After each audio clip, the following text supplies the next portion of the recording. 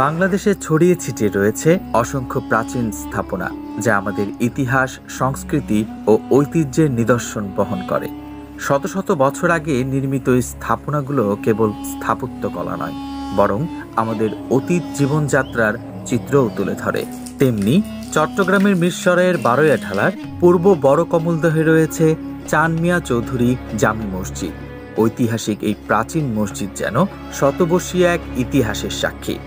জনমুখে শোনা যায় আনুমানিক ১৬৭০ খ্রিস্টাব্দ এই মসজিদটি স্থাপিত হয়েছে। তার বর্তমান বয়স প্রায় ৩৫৫ বছর।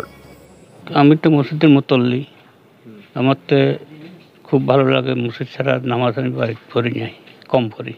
১৬৭০ খ্রিস্টাব্দে তখন আমাদের জন্মগ্রহণ হয়নি। আমাদের জন্মের আগে এই মসজিদ প্রাচীন মসজিদ, এই কারণে বিভিন্ন দূর দারাজ থেকেও মুসল্লিরা এসে এখানে জুমার নামাজ পড়ে। এখানে যেহেতু পাশে একটা ঝর্ণা আছে, পর্যটক কেন্দ্র, ওই সুবাদে ঝর্ণা তো আসে। ওই আমাদের মসজিদেও এই শুভাকাঙ্ক্ষী হিসাবে অনেকেই স্থাপনা দেখার জন্য আসে আর কি। বক্তব্য: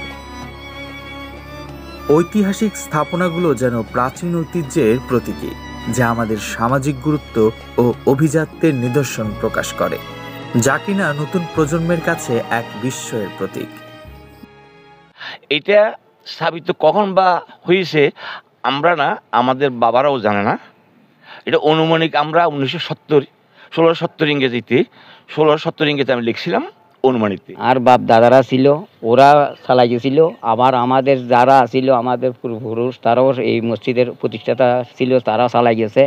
এখন বর্তমানে ইয়ন বয়সের আমরা এখন চালাই যাইতেছি। ইতিহাস ও ঐতিহ্যের বাহক পুরানো স্থাপনাগুলো টিকিয়ে রাখতে স্থানীয় জনগণ ও সরকারের সমন্বিত উদ্যোগে এসব নিদর্শন সংরক্ষণ সম্ভব। নইলে অচিরেই অনেক স্থাপনা হারিয়ে যাবে কালের গর্ভে। এস এম কাজল ইসলাম, রেডিও সাগরগিরি, সীতাকুণ্ড, চট্টগ্রাম।